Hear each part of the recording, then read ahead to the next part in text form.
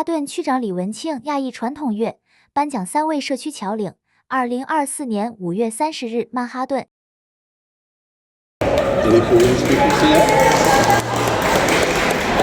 Mabuhay. We have to call it there.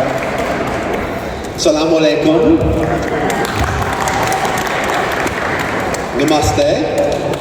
I could go all night. Welcome, welcome, welcome to our Asian American Heritage event. A big round of applause. We are in Manhattan, the center of the universe. We are in the Surrogates Court building. Is this beautiful or what? I am so happy to be here with all of you. Now, I think we have a lot of people from a lot of different countries in the room. Is there anyone here whose roots are from Taiwan? Applaud for them. Anyone here whose roots are from Hong Kong? Okay. Is there anyone here whose roots are from mainland China? Very good. Anyone here whose roots are in Korea? Yay. Anyone here whose roots are in India? Anyone here whose roots are in Pakistan? Anyone here whose roots are in Bangladesh? Wonderful. The only guy who got a standing ovation. Come on, Nacho. Anyone here whose roots are in the Philippines? Wow. Loud and proud. Okay. Did I miss any Asian or Pacific Island countries who are represented here? Speak out. I want to acknowledge you. Japanese. Which country? I didn't say Japan? Okay. Wow. Okay. Domo arigato. Japan is in the house. Give it up for Japan, everybody. What else did I miss? Okay, we got the big ones. Malaysia in the house. Woo! I love it. This is the beauty of diversity of the Asian American Pacific Islander community in Manhattan and New York City. A community which is large and growing and impacting this city in so many positive ways. Most of the time, I have to admit, when we have press conferences related to our Asian American communities, we're talking about a challenge, and there are many. Often we're talking about the challenge of anti-Asian hate. And that challenge is real. This has been a difficult few years for Chinatown and the Asian American communities of Manhattan and New York City, with the rise of hate and public safety concerns more broadly, a challenging time for small business, all the terrible impact of COVID, and I wanted to have a night where we can celebrate the wonderful things that this community is contributing to New York in business, in education, in government, in science, in medicine, in arts, in culture, in politics, in law enforcement, and so much more. The Asian American community is a positive force in Manhattan and New York City. Give it up for this great community. Now, I want to say something about my wonderful co-host here tonight, Assemblymember Grace Lee. She'll be here shortly. She is working so hard on behalf of our communities. She was in Albany today, and she's coming here shortly. She'll be here any minute, and I'll have more kind words to say about her. But I truly value my partnership with Assemblymember Lee, and we have something else in common. We are both members of the Lee Family Association. My Chinese name is Li Wen, or in Cantonese, Lei Ma. So I'm proud to be a fellow Lee.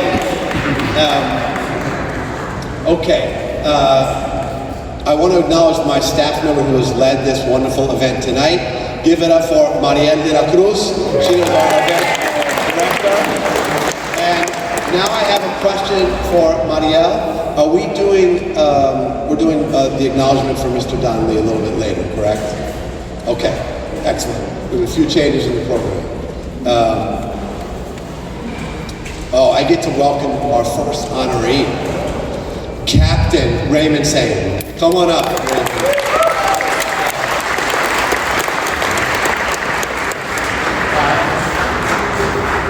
Raymond is first and foremost my friend, and he has been a great partner for me in my time as borough president. I think, Raymond, that you took over leadership of CCVA almost at the same time that I took over as Manhattan borough president, which was, and for me it was January of 2022. March of 2022. So we have come up in this role, in these roles together. And I have come to deeply admire Raymond for being a serious, calm, effective leader for Chinatown. It's true that if you're the head of CCBA, you are the honorary mayor of Chinatown. It's true. Also a leader in business, a small business owner. And as if all that wasn't enough, you heard me refer to Raymond by his rank. He is a captain in the New York City Police Department Auxiliary. And I'm hoping soon, Raymond, that I can refer to you as Deputy Inspector. What do you think of that? We're going to make that happen. We're going to make that happen. We're going to keep fighting for that. And we have a proclamation for you. And I've already told you from my heart some of the things that I deeply admire in Raymond and his leadership. But I just want to read one or two more things that we have in our proclamation. Whereas the tragedy of 9/11 resonated deeply with Raymond Tseng, so much that he, at the age of only 19, joined the New York City Police Department Auxiliary Force in 2003. And whereas, as a natural leader, Mr. Tseng has served as president of multiple associations, such as the Hoi Sun Ning Young Association, and as I mentioned, the Chinese Consolidated Benevolent Association of New York. Whereas, other leadership roles Mr. Tseng has held include chairman of the New York Chinese School and the Chinatown Daycare. And whereas Mr. Tseng has contributed to the statue of Sun Yat-sen at Columbus Park, especially with its engraving and its permanent installation. And whereas Mr. Tseng is not only a captain in the auxiliary police, but also collaborates with the 5th Precinct and volunteers hours every week to further safety in the community. Now, therefore, I, Mark Levine, do hereby declare Thursday, May 30th, 2024, Raymond Tseng Appreciation Day in the Borough of Manhattan.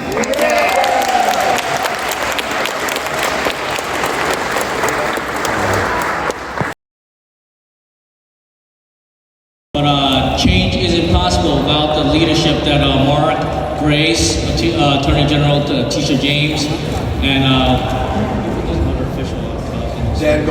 Dan Goldman, Congressman. Without them being involved in this and them being trailblazers in their respective fields, I don't think change is possible in our community. I'm very thankful that I've been able to work with them these past years and furthering what they do for the community and working together with them to give more back to our community.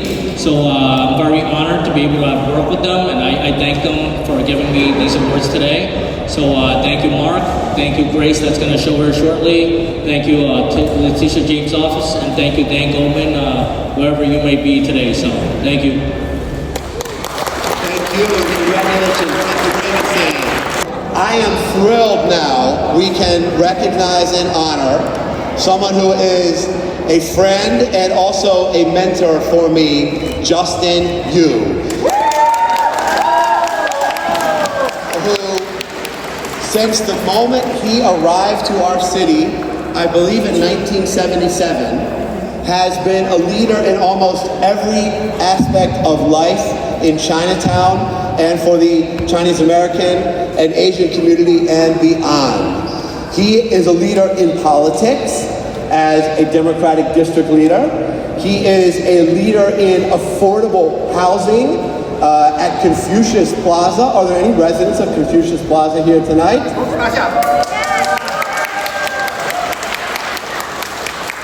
He was a leader for Chinatown in serving as the head of the Chinese Consolidated Benevolent Association, CCBA, the de facto mayor of Chinatown. He has been an environmental leader who has fought to plant more trees in Chinatown, and we're doing that to beautify Chinatown. And he's had an entire career in journalism, in the Chinese language media and beyond. So this honor is so richly deserved, and I would like to read a little bit of the proclamation that says, whereas after successfully pursuing higher education in both Taiwan and the United States, Justin Chen Yu had an illustrious 25-year career as a reporter and author, whereas through his work for the World Journal Daily, the largest Chinese newspaper in North America, Mr. Yu raised awareness of issues for his readers, particularly those pertaining to immigration, whereas among his noteworthy Chinese language publications are The Key to Immigrating to the United States, The Story of Sister Ping, Immigration to Canada, and all aspects of H-1B visas.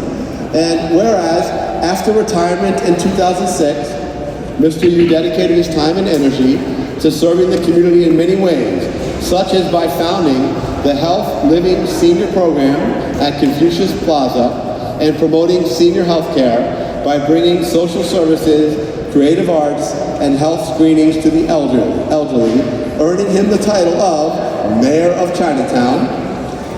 Now, therefore, I, Mark Levine, do hereby proclaim Thursday, May 30th, 2024, Justin Chen Yu Appreciation Day in the borough of Manhattan. Than our president just described me. I arrived in New York City in 1971, not 77. Mr. Bar President, Assemblywoman Grace Lee, AG Letitia James, and the Congressman, is the Congressman here? Dan Goldman. I'm really very emotional for me here today. One thing, the award we present my old friend, Don Lee. Unfortunately, he passed away a few weeks ago.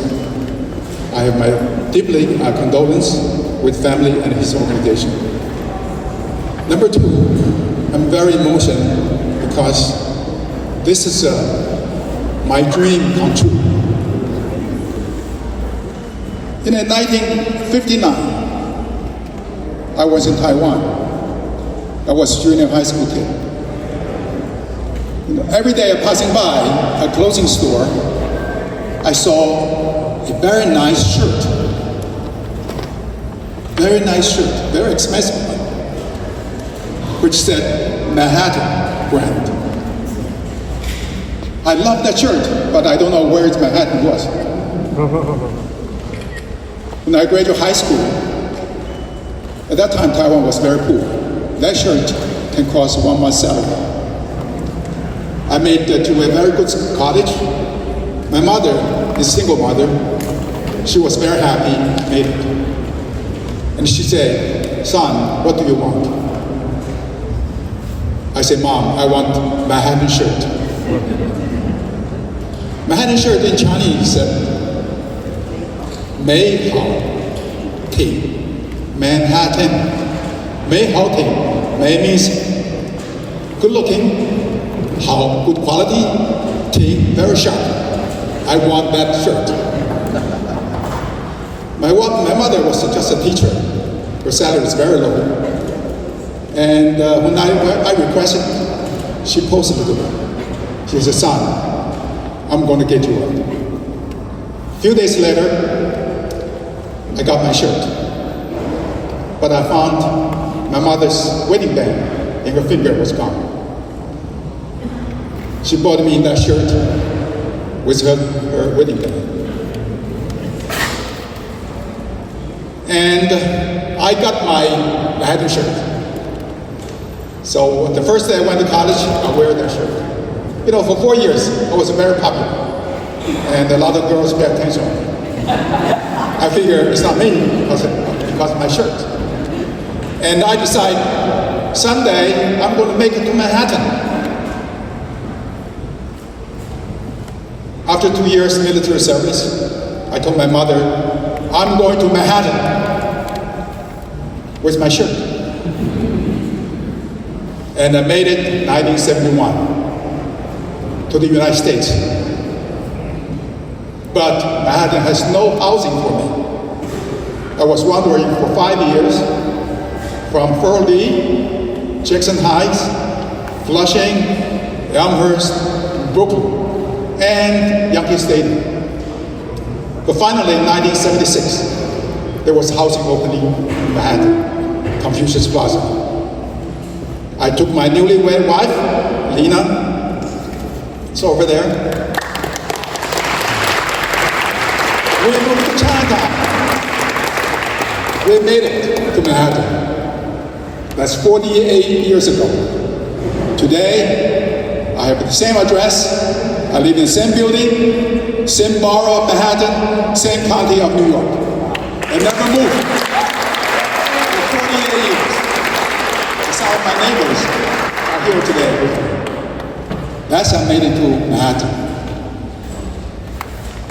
Borough president is very, very close to our community.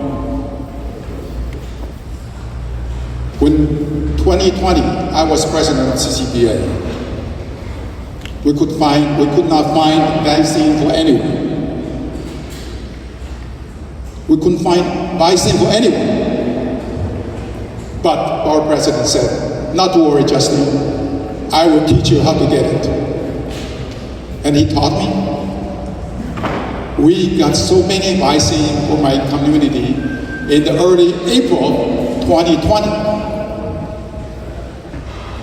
I still remember he told me not to worry. He was going to help me. And one of the day we distributed all the PPE. Grace Lee helped out.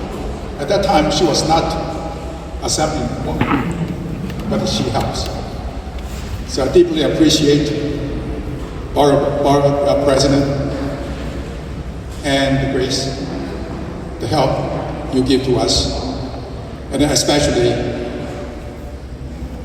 today, you give me the proclamation of the Manhattan Borough President. I remember the day, I have the same feeling. I remember the day my mother gave me the shirt which labeled Manhattan. Thank you very much.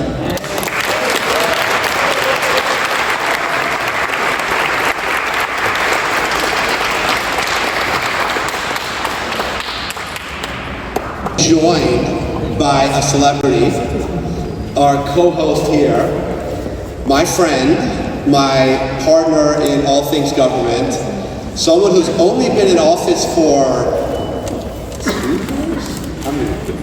a year and a half, has done more than some elected officials do in their entire career. It is awe-inspiring. She fights so hard for Lower Manhattan every day, and she wins. And that included, even today, she was in Albany all day, passing 4 major bills as session's closing out, and you still made it to this event. So I'm really grateful for our friendship and our partnership. Please join me in applauding for our Assembly member, Grace Lee.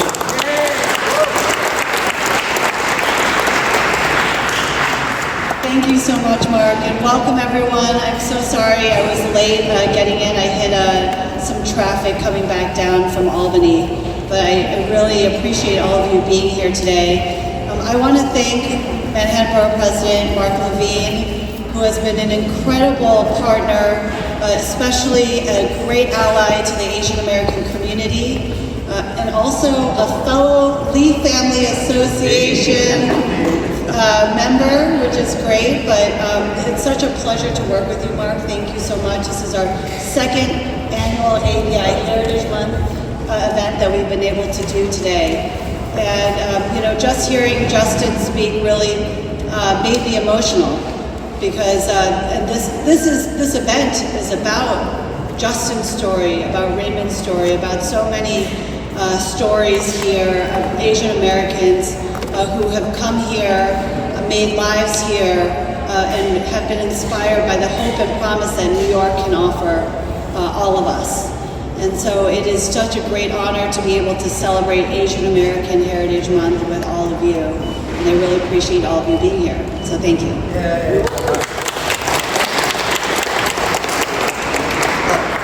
We would like to ask our next honoree to come on. We are next honoring Alina Victor, who is going to be represented here by Yasmin Hamza.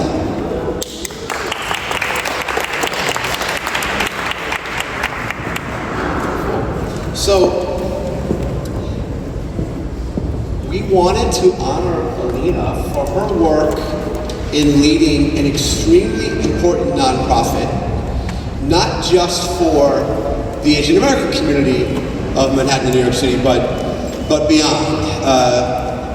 Alina is the leader of, is the Chief Program Officer of Womankind, which is known for providing, I think, in all communities. That'd be fair to say.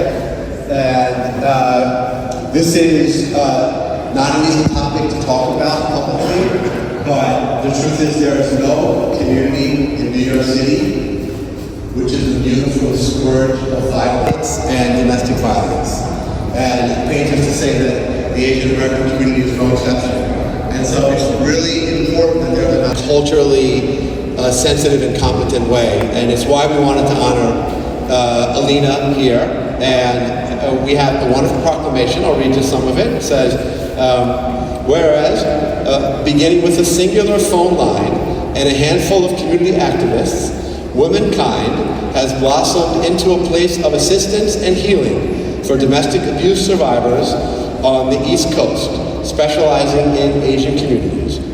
And whereas, as Womankind's Chief Program Officer, Alina Victor oversees all client services and programs at the agency, helping to create a supportive environment and directly combating trauma that survivors face.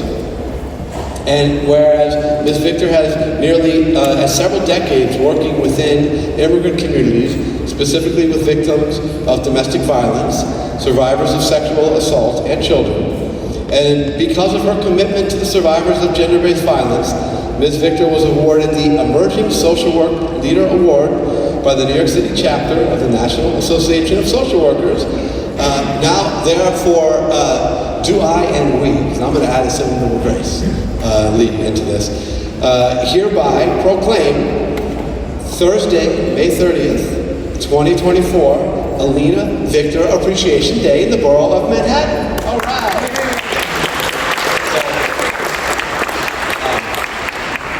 Yasmin, we're pleased to have you. Well, we'll take some pictures with you, if that's okay. We have the Chief Program Officer of Womankind. I'd like to thank everybody for the support, special thanks to the Board President Mark Lee's office, as well as numerous individuals and community members over her time. She's a proud Pakistani woman who continues day in and day out to really give back to her community, and so I'm very honored to be here to be able to accept the award on her behalf. So thank you. Community, and it makes me emotional to talk about it, but we lost him prematurely, unfortunately, and that is Don Lee. Don Lee, it was a pillar of the Chinatown community. He came to the United States as a young boy, grew up in Chinatown, and found many successes. He went to NYU. He worked in a Chinatown restaurant to help pay his way through college and to support his family, and became a very successful businessman, but never forgot where he came from. And he was always back in Chinatown, fighting for the rights of Asian Americans, fighting against injustices and inequities that were happening in the community, from working with street vendors to make sure that they were protected, to more prominently reaching out to the news and making sure that the attacks against Asians during COVID were seen and heard by everyone in New York. And so today we have the honor of presenting posthumously a citation to Don Lee to remember him and to make sure that his legacy continues on forever within our hearts and in this community. Gregory Gom from Homecrest Community Services, which was,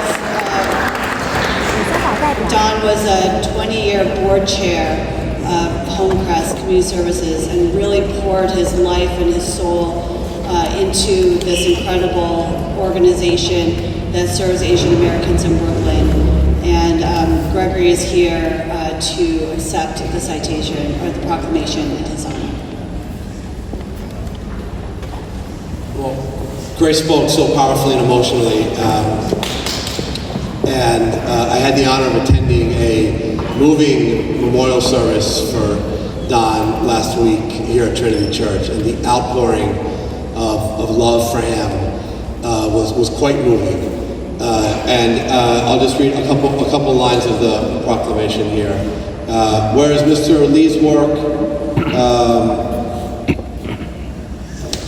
whereas after immigrating to the United States, Mr. Don Lee's career began after graduating New York University, as he worked under 4 mayoral administrations and streamlined their processes via technology and automation, such as office operations, bid match program of the Department of Small Business Services, and a new management system for the Fulton Fish Market. And whereas, in addition to his work in public service, Mr. Lee had advocated for the rights of underserved communities, serving as chairman of the board of Homecrest Community Services for more than 2 decades. And whereas Mr. Lee's community activism reached beyond the realm of his workplace, as he not only served on his local community board, but also served as liaison between FEMA and local businesses post 9/11. So, therefore, the Assembly member and I hereby proclaim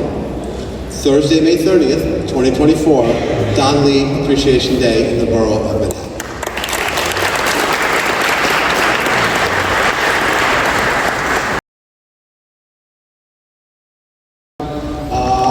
He got me on the board of Homecrest, and he kind of was trying to groom me to become the next chairman of the board of Homecrest, but I got it by default. I wish he was still here. It's a very sad day for all of us. He's done so much.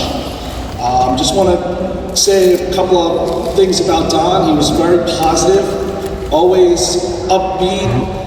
He was always straightforward. He was always on the forefront of whatever was happening in today's society. He was always helpful. Anybody that came to him, asked him for help, they needed help, they didn't know what to do, he was always a helping hand to anybody that asked. He was a great family man. His daughter and his wife, they are great people. It's just very unfortunate that he's not here. Don always told me to speak my mind, and there's a couple things that he'd probably want me to say for him here today. He would want us to all stick together, right? And grow together, fight all the battles together, because in numbers, we could really be a force to reckon with. Stand up for all the injustices that happened for all of us, no matter what color we are or who we are. But just stand up for us and stand up together. We could become better as a society by doing a lot of these things. Also voting together, getting the right people to speak for us up at Albany, which we have, thank God. And, we just need to stick together and work together. Also, Homecrest was very near and dear to Don. He spent a lot of time there. So anybody that could help Homecrest, please reach out to me or us. Let us know how we could work together, collaborate together, and how we could grow together as a society and move forward. Thank you very much, and we really appreciate this, and we look forward to working with everybody in the future.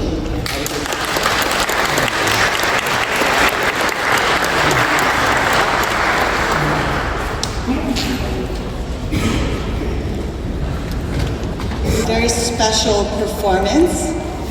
We are blessed to have Ishita Mili, who is a Bengali American director and choreographer, based in New Jersey, who will be performing for us today. She is earliest captured dancing at the age of 2, twirling with a yellow blanket in her living room, but since has acquired many years of formal training and in contemporary fusion, Indian contemporary fusion, under some incredible dance masters, and has won a number of awards. And we are just so excited to have her today to perform for all of us.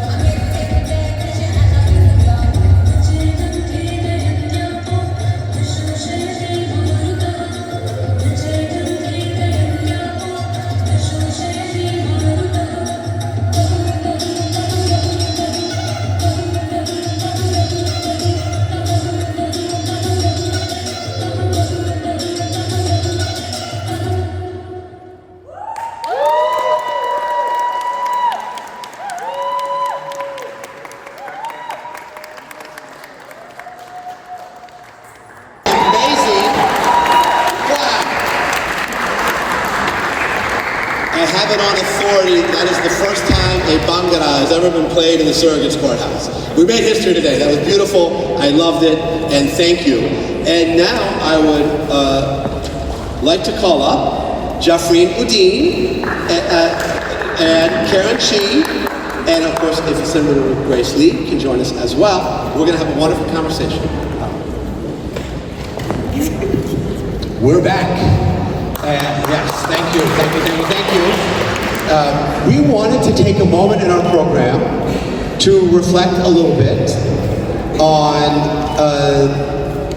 Asian Americans in the arts and as writers with one of the nation's experts on that topic. I'm very pleased that Jafreen Udine has joined us. She is the Executive Director of the Asian American Writers Workshop, a national literary nonprofit dedicated to amplifying Asian and Asian diaspora storytelling. She's the first woman to lead this organization since its founding in 1991.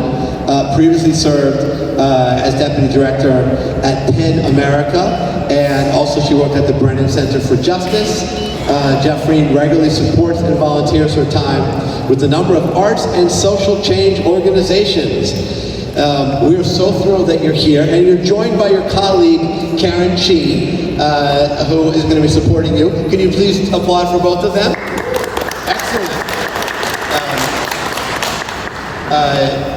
Could you tell us, Jafreen, about the work of the Asian American Writers Workshop? Yes, I'd be happy to. Thank you both for inviting us here, and thank you everybody for being here. Happy Asian Pacific American Heritage Month, the month where everybody remembers Asians. We remember Asians year-round, but it's always nice to get a little highlight of the year. The Asian American Writers Workshop was founded in 1991. We were really founded by 4 friends who could not find a home in literary spaces in New York City. And so with the entrepreneurial Asian spirit that we all know and love, they formed one of their own. It was really in a basement in St. Mark's Place where the origins of the organization started. And it was literally 4 friends reading and writing and creating art together. Since then we've grown. We're one of the I think the largest national organization dedicated to Asian American literature and artistry. We work with writers at every stage of their career. I like to throw out fun facts. Jhumpa Lahiri hosted her first book party at the workshop. Min-Jin Lee, Kathy Park Hong, and Lisa Ko all took a class during their formative years taught by Jhumpa at the workshop. And that was when they were baby writers who were just learning their craft, and they've remained members of our community since. So we have a real dynamic roster of programming. We have fellowships, we have public events. I think we have one of the most active event series in the country. We do about 75 events a year, sometimes more. And really we serve most importantly as a really critical sanctuary space for Asian American writers and artists who can come and be as they are and create the art that they want to make and not have to worry about, being tokenized or needing to be a certain way. They can just be who they are, which is what we aim to provide. That's incredible. I was just reading a New York Magazine article about Corky Lee, another famous Chinatown resident who has done a lot for the Asian American community. And the writer actually references her being at the Asian American Writers Workshop and how it helped her to build her craft. So that's pretty incredible to go from the Writers Workshop to New Yorker, to writing in the New Yorker about someone like Corky Lee. That's really incredible. So I really think that the work that you're doing is impactful. What do you think Asian Americans, what are the challenges you think that Asian Americans specifically face as writers? And why is that a space like Asian American Writers Workshop so important? I think one challenge is that there's no such thing as the great Asian American novel because the demographics of the community are so vast. So it's not possible to have one book or one movie or one type of artist be truly representative for the community, as much as one wants to try. So I think the role of an organization like ours is to, we operate from a really radically inclusive ethos, and that's intentional to make sure that all communities of Asia are equally welcomed in our space, and as Asian American artists, everybody from, East Asia to the Middle East. There's a lot in between that I think often gets left out of like an Asian American conversation, and so, which is the challenge that we work every day to try to mitigate by really calling everybody in. Karen. Oh, I was just going to say, I also feel like one of the challenges is just inherent to the challenge of being a writer, which is that it's often such a solitary job that you have to do, and you have to spend a lot of time alone to try and make whatever thing you're trying to create. And that's where like the workshop and Jeffreen's work really comes in strong, because it's not, the Asian American Writers Workshop is not just an institution, but it's also like a wonderful community, and it's very vibrant, it's very diverse, and I think as a writer, just knowing that there's a group like that that exists that is going to welcome you, you're more excited to do your work. So literature in America is in part an industry that with some major corporate players. What do you see in this industry that gives you hope, and what do you see that needs to change with respect to Asian American representation in this? Well, light question, yeah. I think in terms of what needs to, I'll start with what's giving me hope. There's been a lot of really tough conversations within the publishing industry about the structural inequities that exist. I mean, I think there was a survey from a few years ago where 90% of employees in the publishing industry are white. So these are the people that are deciding which books get published. These are the people that are deciding, books, people don't realize, like, books don't accidentally make it to bestseller lists. There's an industry behind it of which books get marketing, support, which books get business support from the industries. And so when the demographics look nothing like the community of America, that skews what gets published and what doesn't. But I think there have been a lot of tough conversations, and something that gives me hope is there's been a lot of really critical hires at like top levels in the industry of not just Asian Americans, but people of color in general. And it's a long game. It doesn't happen right away, but I think we've already seen some impact of that. I'll just give one quick anecdote. There is an executive editor at one of the Penguin Random House imprints, one of the largest publishing houses, who was appointed a couple years ago. And traditionally in publishing, if you want to get published, you need to have an agent, and your agent introduces you to your editor. And it's a very kind of gate-kept process. This person was put in this role and immediately knew he wanted to find a way to bypass that. He was like, this is creating inequity. What can we do to meet young writers, writers of color, people who don't have access to an agent, people who don't have access to this traditional pathway? And he reached out to me, and he said, it's somebody that I've known for a long time, and he said, what can we do about this? And so we set up a pitch session that now takes place every year, where our fellows, who are some of the best and brightest writers in the country, get to pitch their work to top levels of Penguin Random House. Directly, and we've had people find their editors and find their agents from pitch sessions like that. So what gives me hope is having people in those roles. It's not necessarily about burning everything down, it's just as much about who's making these decisions to begin with and having the right people in those roles. And the challenge is that it takes time. It's not fast, it's not quick, it's not overnight, but it's important work that we're working on, and that we hope to kind of continue to see change from.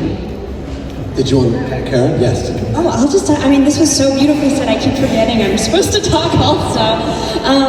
Yeah, I echo everything you just said. I would say the other thing I'd want to add is something that I find so hopeful when I see the community of Asian American writers and also people in the industry who are working to help support writers, is that it's a community that doesn't just look inward, but also looks outward and is very willing to be vocal and hold hands with other groups, you know, and like calling for Black Lives Matter, calling for ceasefire in Gaza, you know, calling for whoever needs like activism at that point. And I think that's that makes me feel like it's a really relevant group that everybody is listening to and understands that all voices are important, not just ours.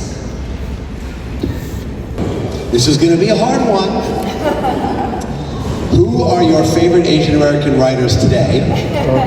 And can you please recommend books that we should read that we might not know about?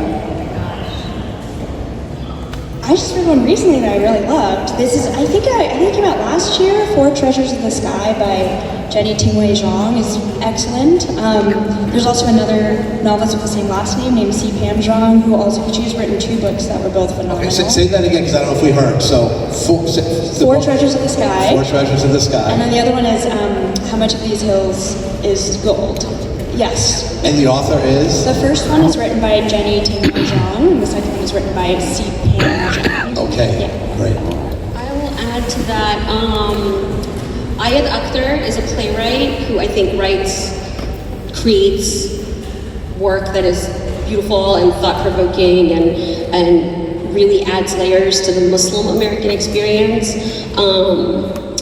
A recent book that came out last year, one of my favorite books of last year was actually a memoir by Hua Xu. Oh, yes! Really good, highly recommended. And more recently, there is a really beautiful collection of poems by Sarah Ghazal Ali, a Palestinian poet who I would also recommend. There's so many more, but I need to put in a plug for Kathy Parkham because her book shook me. It was so good. That was like, I feel like a moment. You know, I felt like every Asian American woman was reading, and I got it for everyone. Yeah, it was so good. I didn't get my copy of Assemblymember. We will get you a copy, and we need to have her come here next time. She's such a great speaker too. She's fantastic. And she took classes at the workshop. Thank you, Jeffrey Ludin, Karen Chi, Asian American Writers Workshop. Now, we have a little something for you. Do we, Mark Levine, and Assemblymember Grace Lee, hereby proclaim Thursday, May 10th, 2024, the Asian American Writers Workshop Appreciation Day. Say it with me now, in the borough of Manhattan.